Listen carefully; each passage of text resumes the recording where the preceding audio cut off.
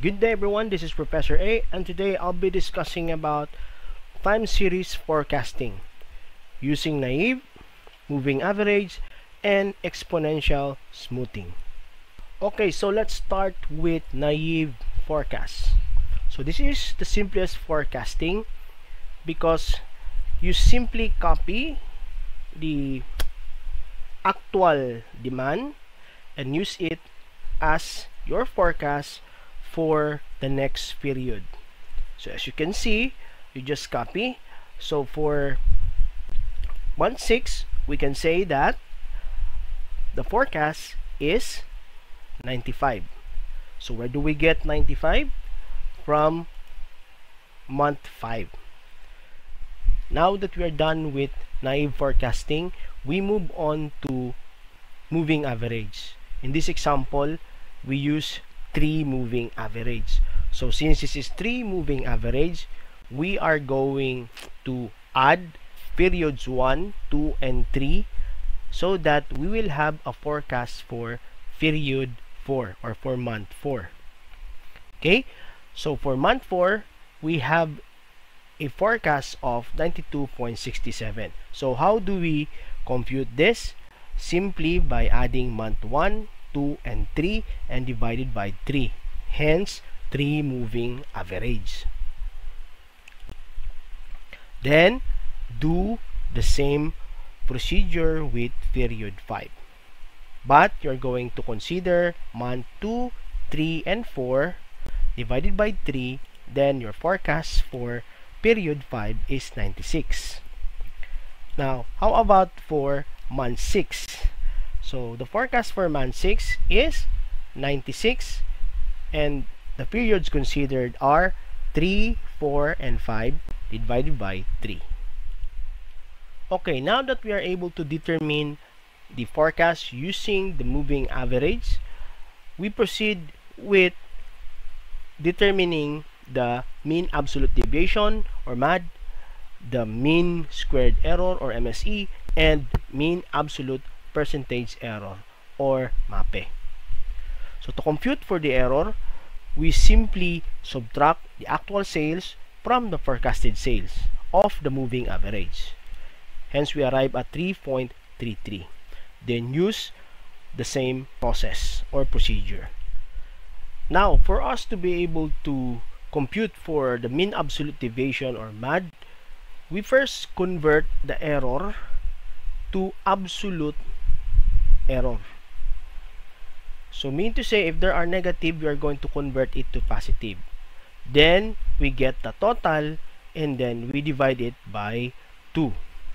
So why 2? Because let me just press F2. So why did we divide it by 2? Because there are 2 periods that are considered. Period 4 and period 5. Now, what is the significance of MAD? The lower the mean absolute deviation or MAD values indicates a better predictive accuracy. Now we proceed with mean squared error. So how to do that? We just simply multiply the absolute error by itself, or 3.33 squared.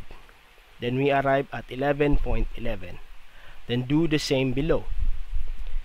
Then for us to be able to get the MSE, we divide the total error squared by 2. Why 2? Again, because we consider only 2 periods.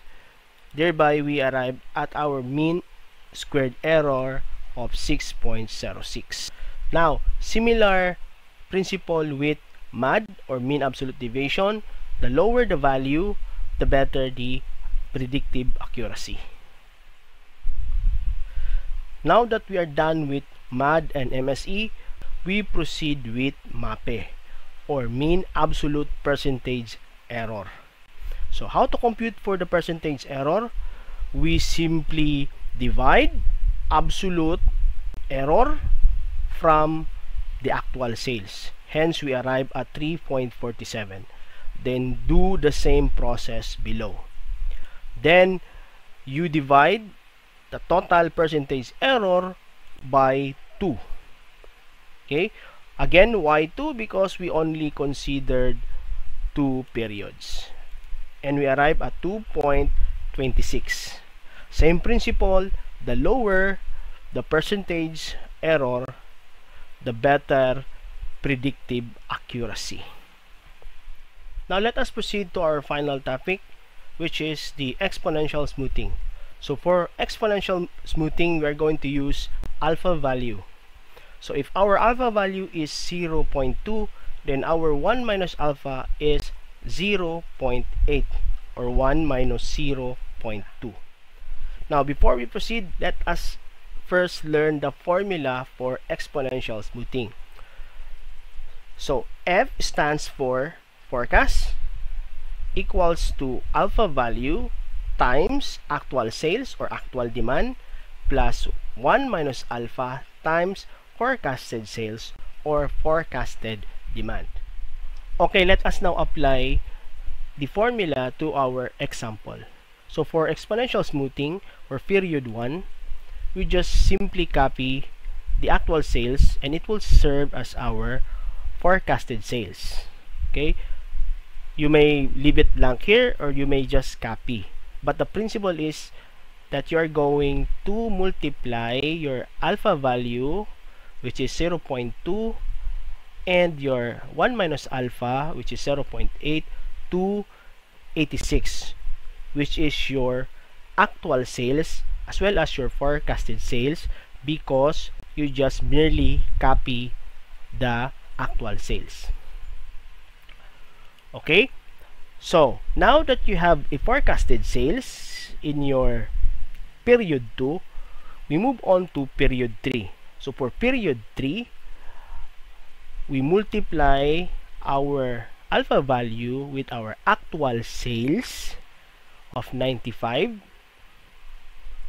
and we multiply our 1 minus alpha with the forecasted sales of 86. Hence, we arrive at 87.80. Now, for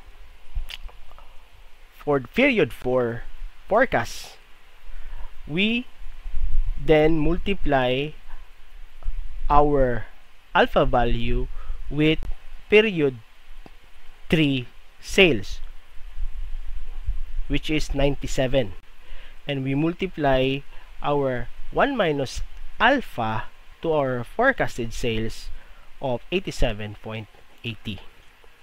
I think you already are getting the picture, so do the same process until we reach the very last period. So in this example, the forecast for period 6 is 91.73 using exponential smoothing.